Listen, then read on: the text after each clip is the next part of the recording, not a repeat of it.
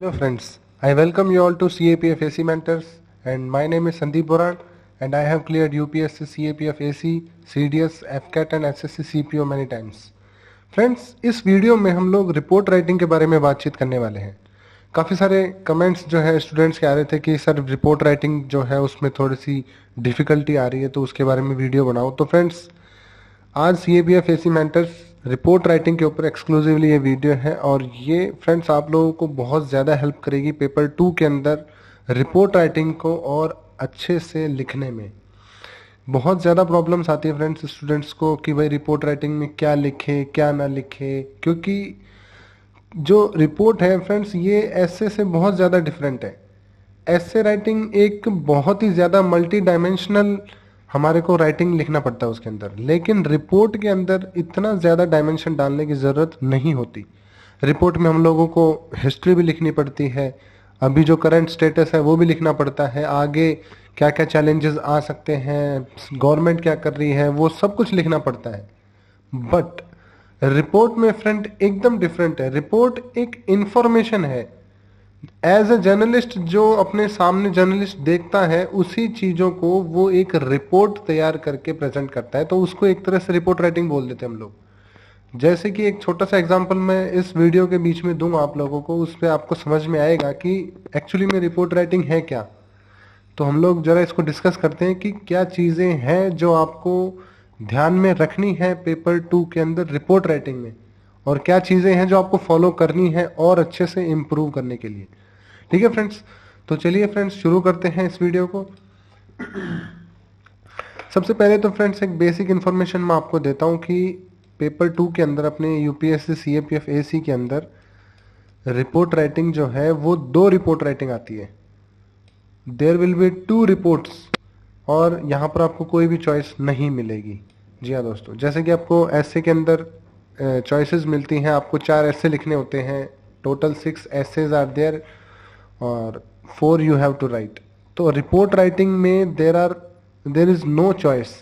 2 report writing आएगी और 10 marks each. It means that for report writing you will be allotted 20 marks. ठीक है friends, 20 number की report writing रहेगी आपकी, एक रिपोर्ट के 10 नंबर।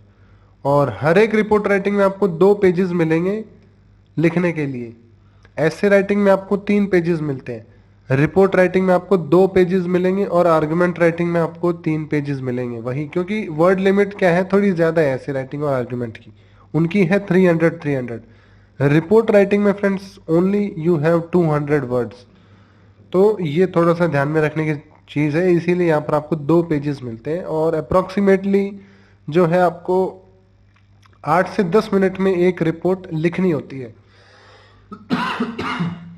सॉरी फ्रेंड्स 8 से 10 मिनट में आपको एक रिपोर्ट लिखनी होती है, क्योंकि इसमें एक तो वर्ड लिमिट कम है और थोड़ा वही है, थोड़ी सी इजी रहती है रिपोर्ट। मुझे तो सबसे बेस्ट पार्ट जो है पेपर 2 का वो रिपोर्ट राइटिंग है। इसमें इतनी ज़्यादा मेहनत करने की ज़रूरत नहीं होती फ्रेंड्स।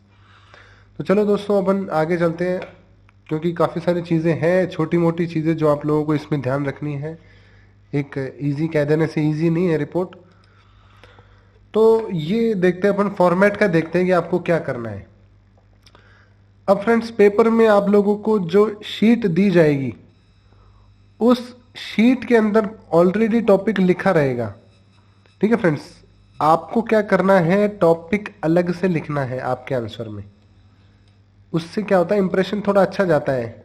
आप एक डिसिप्लिन फॉलो कर रहे हो राइटिंग के अंदर, वो एक दिखाता है इस चीज़ को। कैजुअल स्टूडेंट्स क्या होते हैं, यार चलो ठीक है टॉपिक तो लिखा हुआ है डायरेक्ट स्टार्ट करते हैं। यार ऐसे मत करो, आप टॉपिक लिखो।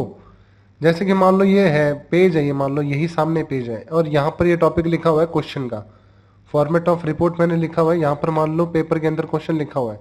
तो जब मैं अपना आंसर यहाँ से शुरू करूँगा तो फ्रेंड्स मैं टॉपिक, ये वाला टॉपिक यहाँ पर फिर से लिखूंगा।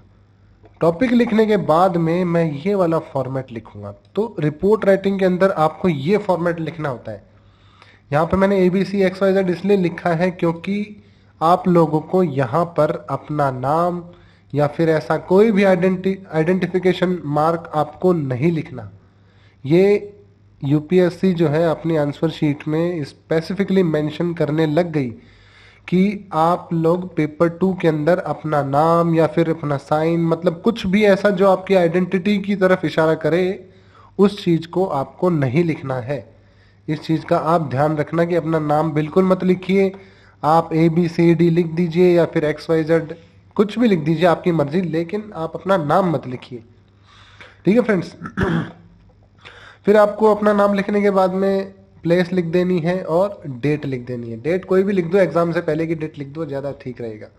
मैं तो रैंडमली डेट लिख देता था, जैसे अगस्त में एग्जाम होता था तो मैं कभी फरवरी की लिख देता था, कभी जनवरी की लिखता था, तो वो चलेगा, डेट चलेगा। लेकिन ये फॉर्मेट है, ये फॉर्मेट आपको लिखना है।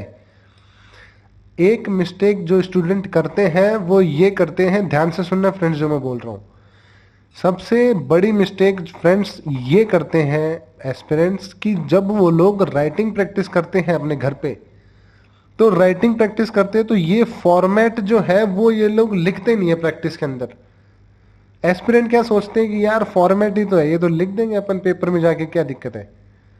डायरेक्ट अभी कंटेंट लिखते हैं, जो जो अपने को रिपोर्ट में लिखना है वो सारा स्टार्ट करते हैं, ये छोटा मोटा फॉर्मेट तो लिख ही देंगे। यही सबसे बड़ी गलती होती है, क्योंकि जब आप पेपर लिखने जाते हो ना, एक्चुअली में जो पेपर लिखने जाते हो उसमें भी आप यही गलती करते हो। आप फॉर्मेट लिखना भूल जाते हो। क्यों? आपकी प्रैक्टिस तो है नहीं। आपने प्रैक्टिस टाइम पे तो ये बड़ा ही कैजुअली ले लिया था इसको कि यार फॉर्मेट तो लिख ही देंगे। तो फ्रेंड्स ये बिल्कुल भी नहीं करना आपको। जब आप अपने घर पे प्रैक्टिस करते हो तब आपको फॉर्मेट भी लिख के प्रैक्टिस करना है रिपोर्ट के अंदर। इस चीज को थोड़ा सा ध्यान में रखना। ठीक है फ्रेंड्स। अब कई बार क्या होता है फ्रेंड्स, थोड़ा थोड़ा लोग इसको थोड़ा और मॉडिफाई कर देते हैं फॉर्मेट को। जैसे कि मान लो ABC लिख दिया, फिर यहां पर लिख दिया स्पेशल कोरेस्पॉन्डेंट, ऐसे भी लिख देते हैं कोई लोग, स्पेशल कोरेस्पॉन्डेंट। कोरेस्पॉन्डेंट का मतलब जर्नलिस्ट ही होता है एक तरह से। तो कोई मतलब कोई कोई एस्पिरेंट ऐसे भी लिखते हैं इसको मॉडिफाई करके, जैसे कि ABC फिर स्पेशल कोरेस्पॉन्डेंट, फिर किसी अखबार का नाम लिख देते हैं। मान लो मैंने लिख दिया द टाइम्स, मैंने ये वाला अखबार का नाम लिख दिया। इसके बाद में लिखते हैं प्लेस और फिर लिखते हैं डेट। तो फ्रेंड्स ये भी चलता है, कोई दिक्कत नहीं है, आपके ऊपर है। रिपोर्ट राइटिंग में फ्रेंड्स वैसे यूजुअली देखा जाए तो फॉर्मेट तो यही है, लेकिन अगर आप ये लिखते हो ना ABC फिर स्पेशल कोरेस्पॉन्डेंट फिर न्यूज़पेपर का नाम, फिर आप लिखोगे यहाँ पर प्लेस फिर डेट, तो आपका जो इंप्रेशन है ना एग्जामिनर के ऊपर वो और अच्छा हो जाएगा। मतलब आप इस चीज को, रिपोर्ट राइटिंग को बहुत ज्यादा सीरियस ले रहे हो, मतलब अच्छा लिखने की कोशिश कर रहे हो, आप सीरियस हो, एक तरह से ये भी दिखाता है। तो आपकी मर्जी है, आप चाहो तो ये वाला फॉर्मेट यूज कर सकते हो, अगर आप चाहो तो ये भी यूज कर सकते हो, है चीजें सेम, बस वो ये थोड़ा सा इसको मॉडिफाई कर दिया सेकंड वाले को। ABC स्पेशल कोरेस्पॉन्डेंट अखबार का नाम लिख दिया जैसे कि द टाइम्स, और फिर नीचे प्लेस और डेट। ये है फ्रेंड्स आपका नॉर्मली आपका जो फॉर्मेट है रिपोर्ट राइटिंग में। वो फॉर्मेट के मार्क्स अलग से मिलते हैं फ्रेंड्स, ये चीज याद रखना। आप ये फॉर्मेट लिखना भूल जाओगे, आपके नंबर कट जाएंगे। और आप प्रैक्टिस करते हो तो इस फॉर्मेट को भी अपने प्रैक्टिस सेशन में इंक्लूड करके ही लिखो इसको। ठीक है, तो ये हो गई मोटी मोटी बातें अपनी फॉर्मेट की। अब अपन चलते हैं बॉडी पार्ट के ऊपर, क्योंकि मेन जो प्रॉब्लम बच्चों को आती है वो आती है फ्रेंड्स बॉडी पार्ट्स के अंदर क्या लिखे, क्या लिखे बॉडी के अंदर, क्या इंक्लूड करें।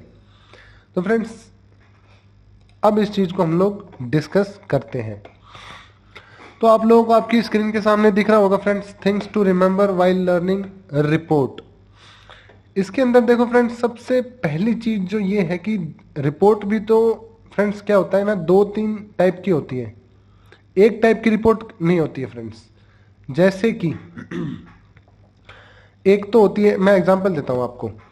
मान लो अभी एक लाइव एग्जांपल ले लेते हैं कि इलेक्शन हो रहे हैं, तो एक तो रिपोर्ट ऐसे आ जाए कि भाई इलेक्शन 2024, मतलब कुछ भी आ जाए, जनरल इलेक्शन इन इंडिया 2024। एक मान लो रिपोर्ट राइटिंग का टॉपिक ये आ गया। दूसरा टॉपिक में अगर मान लो ये लेता हूं कि भाई एनवायरमेंटल पॉल्यूशन, या फिर कोई आ गया कि भाई इंक्रीजिंग कार्बन एमिशन। तो दोनों में डिफरेंस ये है कि फ्रेंड्स पहली वाली जो रिपोर्ट है ना, वो तो फ्रेंड्स है आपकी इंसिडेंट बेस्ड, जैसे कि इलेक्शन हो गया, कहीं पर मान लो ट्रेन एक्सीडेंट हुआ था लास्ट टू लास्ट ईयर, उसमें कितने सारे लोग चले गए थे, मतलब जिनकी डेथ हो गई थी, कितने सारे डेथ हो गई। तो ये एक इंसिडेंट आ जाए कि ट्रेन एक्सीडेंट्स इन इंडिया, ये क्या है, इंसिडेंट बेस्ड रिपोर्ट है। और जो मैंने सेकंड टाइप की जो रिपोर्ट बताई है ना फ्रेंड्स, वो क्या है, ये आपके इंफॉर्मेशन बेस्ड है। जैसे कि एनवायरमेंट पोल्यूशन हो गया, या फिर मान लो कल को रिपोर्ट आ जाए कि इलेक्ट्रिक इलेक्ट्रिक व्हीकल्स के ऊपर रिपोर्ट आ जाए, इलेक्ट्रिफिकेशन के ऊपर, या फिर आ जाए कि रिन्यूएबल एनर्जी के ऊपर रिपोर्ट आ जाए। तो ये इंफॉर्मेशन बेस्ड रिपोर्ट होती है, और एक होती है आपकी इंसिडेंट बेस्ड रिपोर्ट होती है।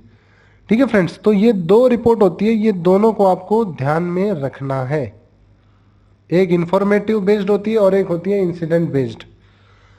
अब इसमें हम लोग बात करते हैं कंटेंट की, कि आपको इसमें कंटेंट क्या लिखना है। क्योंकि रिपोर्ट राइटिंग है फ्रेंड्स, मैंने आपको बताया दो टाइप की रिपोर्ट होती है, तो दोनों में डिमांड जो होती है वो अलग अलग हो जाती है फिर। ठीक है फ्रेंड्स, डिमांड जो होती है वो अलग हो जाती है।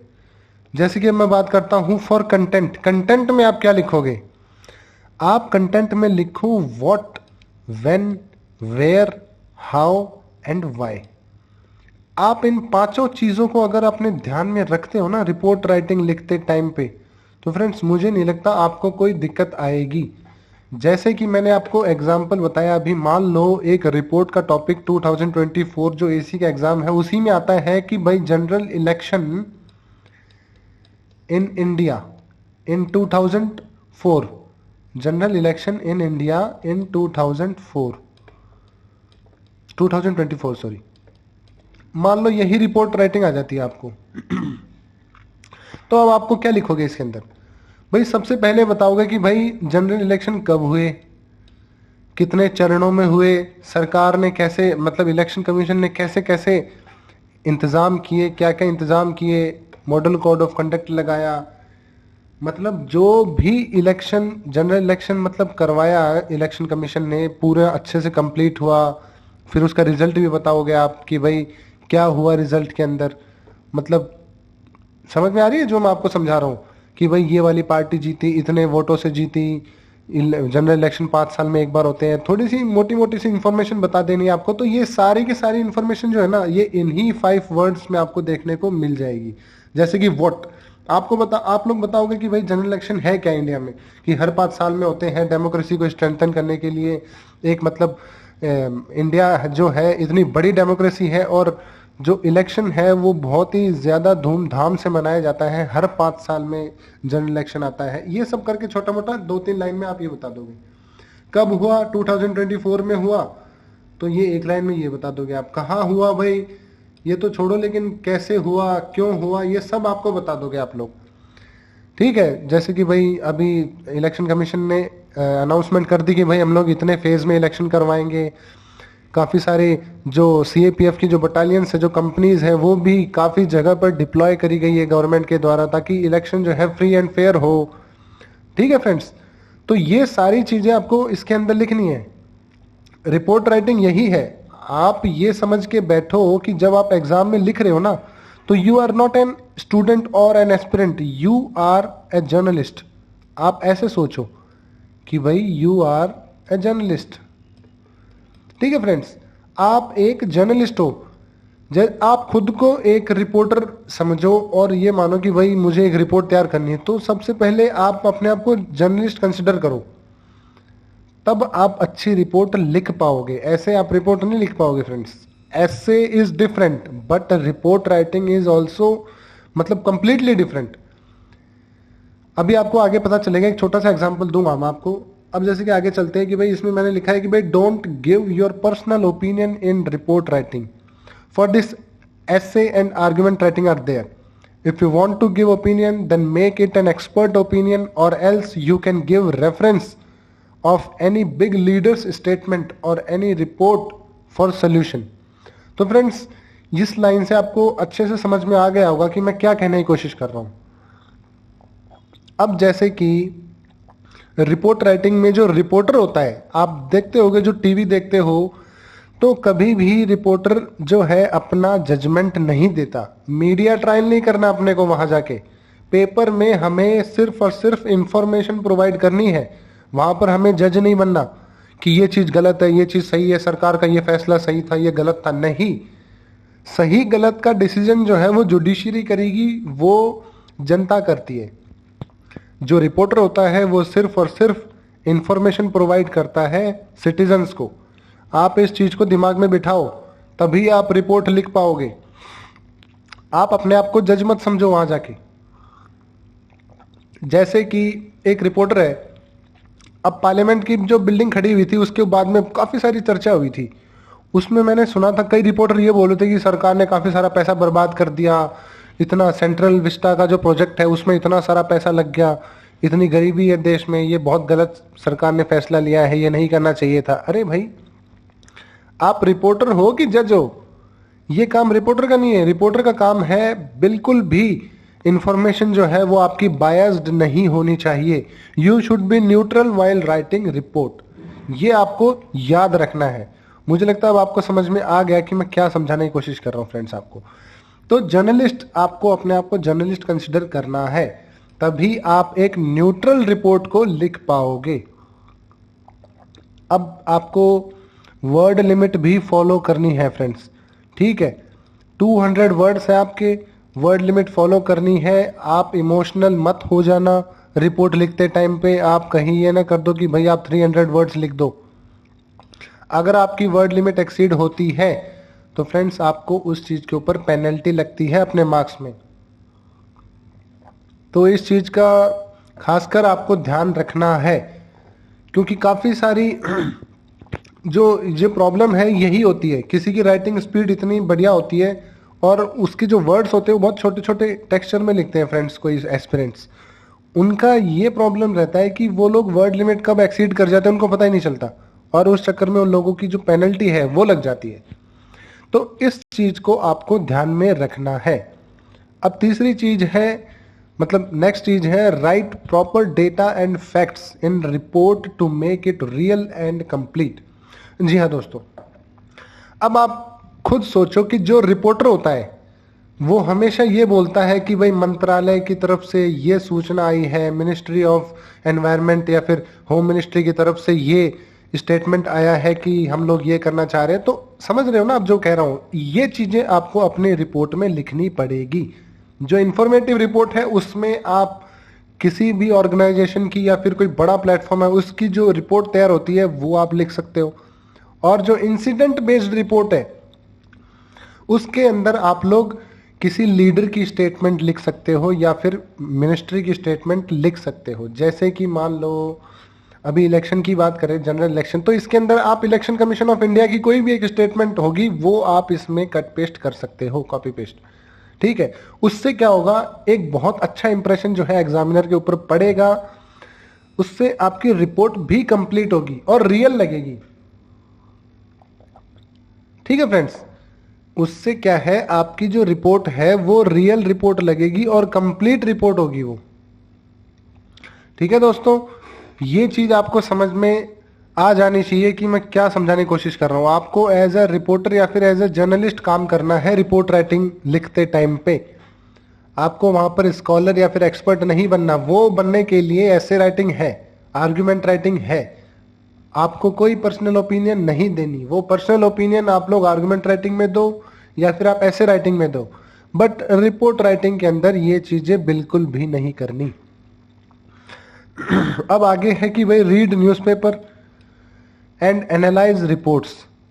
ठीक है फ्रेंड्स, आप न्यूज़पेपर को पढ़िए और जो स्टाइल है न्यूज़पेपर के अंदर रिपोर्ट राइटिंग का उसको आप फॉलो करिए। अगर आपको अभी भी समझ में नहीं आ रही है रिपोर्ट राइटिंग कैसे लिखते हैं, तो फ्रेंड्स आप न्यूज़पेपर को खोलो, उसके अंदर जो रिपोर्ट्स जो लिखी हुई है ना, उन रिपोर्ट्स को आप फॉलो करो। आप 4-5 दिन फॉलो करोगे, उनकी जो जो लिखने का जो तरीका है वो आप देखोगे तो आपको समझ में आएगा कि यार एक्चुअली में रिपोर्ट राइटिंग तो यही है। जो हम लिख रहे हैं वो तो ज्ञान दे रहे हैं और वो देना नहीं है, हमें सिर्फ इंफॉर्मेशन देनी है। We don't have to provide our personal opinion in report. ठीक है फ्रेंड्स, इस चीज का आप खासकर ध्यान रखना। अब लास्ट चीज है, try to write it in past tense. तो फ्रेंड्स रिपोर्ट राइटिंग जो है वो पास्ट टेंस में ही लिखनी है आपको। ठीक है फ्रेंड्स, रिपोर्ट राइटिंग आपको पास्ट टेंस में ही लिखनी है। आप इस चीज को फ्यूचर में मत लिख देना। प्रेजेंट में लिख सकते हो कभी कभी, वो रिपोर्ट के टॉपिक के ऊपर डिपेंड करेगा, लेकिन मोस्टली जो रिपोर्ट है वो पास्ट टेंस में ही होती है। ये चीज आपको पता चलेगी जब आप न्यूज़पेपर की रिपोर्ट्स को फॉलो करोगे, उससे आपको जो है ये चीज पता चलेगी। ठीक है फ्रेंड्स, तो ये है ओवरऑल रिपोर्ट राइटिंग का मतलब, कैसे हम लोग रिपोर्ट राइटिंग लिखते हैं। बहुत इजी है रिपोर्ट राइटिंग फ्रेंड्स, इसमें कोई रॉकेट साइंस नहीं है, इससे घबराने की भी कोई ज़रूरत नहीं है। ऐसे राइटिंग में मैं ज़रूर मान सकता हूँ कि भाई जो स्टूडेंट्स हैं उन लोगों को दिक्कत आ जाए कि हाँ सर बहुत ज़्यादा मल्टी डायमेंशनल जो ऐसे है वो लिखना पड़ता है, काफ़ी सारी डायमेंशन ऐड करो, फिर उसमें कोट्स भी डालो, पर्सनल ओपिनियन डालो, गवर्नमेंट के स्टेप्स डालो, ये सब वो सब। रिपोर्ट राइटिंग वेरी इजी, इसमें तो कुछ करना ही नहीं है आपको, इसमें जो है वही लिखना है आपको। ना तो आपको अपनी पर्सनल ओपिनियन देनी है, देना चाहते हो तो उस ओपिनियन को आप ऐसे लिखो कि भाई अकॉर्डिंग टू एक्सपर्ट्स या फिर अकॉर्डिंग टू स्कॉलर्स, फिर अपनी बात कह दो आपको जो ओपिनियन कहनी है। इससे क्या होगा, आप जो है वो बचोगे अपनी पर्सनल ओपिनियन देने के लिए। ठीक है फ्रेंड्स, तो इस चीज का ध्यान रखना, रियल लगनी चाहिए आपकी रिपोर्ट, आपकी रिपोर्ट फेक नहीं लगनी चाहिए। जब आपकी रिपोर्ट रियल लगेगी ना तो फ्रेंड्स आपके 5 में से मतलब 10 में से आराम से 7 या फिर 8 आराम से नंबर आ जाएंगे, क्योंकि रियल रिपोर्ट लिख रहे हो आप। ठीक है फ्रेंड्स, तो इस चीज़ का आप लोग ध्यान रखना। Things to remember while writing report, यही चीज़ें हैं जो आपको ध्यान रखनी है। ठीक है फ्रेंड्स, तो आई होप कि आपको इस लेक्चर में रिपोर्ट राइटिंग के बारे में अच्छे से समझ में आया होगा कि भाई एक्चुअली में रिपोर्ट राइटिंग है क्या, इसको लिखते कैसे हैं। ठीक है फ्रेंड्स, तो आज का सेशन हम लोग यहीं पर ही समअप करते हैं। तो आप लोग अपनी तैयारी अच्छे से करिए, और जो CAPF AC मेंटर्स की जो अभ्यास टेस्ट सीरीज है, विजेता बैच जो चल रहे हैं, उनको आप ज्वाइन कर सकते हैं फॉर पेपर 1 एंड पेपर 2, क्योंकि विजेता 2.0 बैच जो है वो एक्सक्लूसिवली फॉर पेपर 2 है। और हम लोगों ने समग्र मैगजीन जो है वो भी आप लोगों के लिए निकाली है, जो कि एक्सक्लूसिवली फॉर पेपर 2 है। आप लोगों को कहीं दूसरी जगह पेपर 2 के मटेरियल के लिए जाने की कोई ज़रूरत नहीं है, क्योंकि CAPF AC मेंटर्स आप लोगों के लिए समग्र मैगजीन लेके आया है, जो कि आज तक कोई भी नहीं लेके आया, क्योंकि पेपर 2 इज़ सेलेक्टिव स्टडी। और जो मैगजीन है समग्र मैगजीन, उसके अंदर हम लोगों ने बहुत ही बारीकी से टॉपिक्स को उठाया है जो कि आपके पेपर 2 के लिए इम्पोर्टेंट है। मैं आपको रिकमेंड करूंगा आप एक बार उस मैगजीन को देखिए, उसको रेफर करिए। अगर आपको अच्छा लगता है तो बहुत अच्छी बात है, आपकी प्रिपरेशन को और बूस्ट मिलेगा। बाकी आपकी मर्जी। ठीक है फ्रेंड्स, रिपोर्ट राइटिंग मैंने आपको अच्छे से समझा दी। बाकी और कोई भी डाउट हो तो आप कमेंट बॉक्स पे कर देना, वो नेक्स्ट वीडियो में हम लोग उसको डिस्कस करेंगे। ठीक है फ्रेंड्स, तब तक के लिए धन्यवाद। जय हिंद दोस्तों।